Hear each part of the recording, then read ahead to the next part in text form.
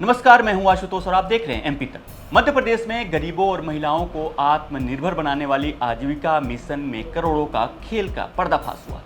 यहां पर घोटाला हुआ है 3 करोड़ 74 लाख रुपए का और आरोप सीधे आजीविका मिशन के डीपीएम सोनू सुशीला यादव पर है। कलेक्टर ने बर्खास्तगी की सिफारिश की है, लेकिन मैडम के रसूख और हाई प्रोफाइल राजनीतिक कनेक्शन इतने मजबूत हैं कि 3 हफ्ते बाद भी मैडम की कुर्सी को हिला नहीं पाया। दरअसल पूरा मामला जो है ये गुनाह का है, जहां पर गरीबों के हक पर डाका मारने की कोशिश हुई है और इसने पूरे प्रशासनिक महकमे में हड़कंप मचा दिया। जिला आजीविका मिशन में करीब 3 करोड़ 74 लाख रुपए की भारी भरकम राशि का गबन किया गया है और इस पूरे फर्जीवाड़े का आरोप लगा है डीपीएम सोनू सुशीला यादव पर। घोटाले की परतें तब खुलनी शुरू हुई जब 30 दिसंबर 2025 को माइक्रो फाइनेंस के डिस्ट्रिक्ट मैनेजर सेवाराम कुशवाहा ने खुलासा किया कि नेशनल एमआईएस के पोर्टल पर प्रतिज्ञा सीएलएफ के नाम से 90 लाख रुपए दिख रहे हैं, लेकिन बैंक पासबुक को चेक किया गया तो पैसे गायब थे। जांच हुई तो पता चला कि यह पूरा खेल पंजाब नेशनल बैंक की एक शाखा में चल रहे समानांतर अवैध खाते के जरिए खेला जा रहा था। जब 90.25 लाख के घोटाले की फाइलें और नोट शीट मांगी गई तो डीपीएम ने बेहद सफाई से जवाब दे दिया कि फाइलें तो दफ्तर से गुम हो गई।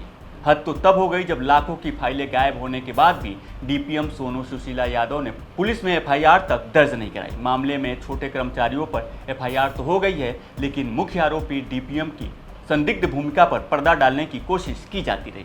मामले की गंभीरता को देखते हुए गुना कलेक्टर किशोर कुमार कन्याल ने 22 जुलाई 2026 को सख्त कदम उठाया है।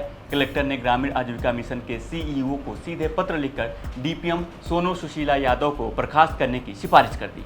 आजीविका मिशन को लेकर भोपाल लेवल से एक बार जांच हुई थी। जांच के आधार पर 3 लोग खिलाफ कार्रवाई हम लोगों ने की थी और एक वो हमने हटाने के लिए बोला था। शासन लेवल पर भी चूँकि कार्रवाई चल रही है, तब तक हमने उसको दूसरे डिपार्टमेंट टेस्ट कर दिया है जो डीपीएम खिलाती है। बड़ा कभी कभी दुख भी होता है। शासन की मंशा लोगों के भले के लिए होती है, एक साधन होता है। और हमारे जिले में कई समूहों ने बहुत अच्छा काम भी किया है। जैसे मैंने आपको बताया कि जिज्जी की पंचायत कितना अच्छे काम करती है। इसी प्रकार कई क्षेत्रों में मैंने देखा, बम्बोरी में कई समूह बहुत अच्छा काम कर रहे हैं, बिल्कुल प्रोडक्ट्स बना रहे हैं अच्छी सेल भी उसकी। लेकिन अनफॉर्चुनेटली कुछ लोगों ने कुछ उसका गलत यूज़ किया है। तो ऐसे जो गलत लोग थे जिन्होंने गलत काम किया उसको शासन की समस्या पनिश भी किया है और जो बच गए उनके खिलाफ भी सरकार जैसे निर्देश देके अब कार्रवाई करते हैं। वह उसकी भी जांच चल रही है। उसमें मुझे जो बताया गया कि 19-20 से चल रहा था, जो तत्कालीन के डीपीएम थे उनका ट्रांसफर भी हो गया था। उसके बाद भी उसी के नाम से पैसे राशि जारी है। वही कुछ चीज़ें हैं, कुछ जांच हो चुकी भोपाल लेवल पे, कुछ जांच के लिए हमने एडीएम साहब को किया हुआ, तो जैसी पूरी होगी बाकी भी कार्रवाई की जाएगी। लेकिन सवाल यह है कि कलेक्टर की सख्त चिट्ठी के 3 हफ्ते बीत जाने के बाद भी मैडम पर कोई कार्रवाई क्यों नहीं हुई। सूत्रों की माने तो डीपीएम सोनू सुशीला यादव के तार प्रदेश के पूर्व मंत्री और हाई प्रोफाइल राजनीतिक रसूखदारों से जुड़े हैं। इसी राजनीतिक छत्रछाया का नतीजा है कि बर्खास्तगी की जगह सिर्फ दूसरे स्टाफ में इनका अटैचमेंट कर दिया गया है और मामले से पल्ला झाड़ने की कोशिश की गई। बहरहाल हर साल ऑडिट होने के बावजूद 4 साल तक गरीबों के पैसे पर डाका डाला जाता रहा, लेकिन किसी को इसकी भनक तक नहीं लगी।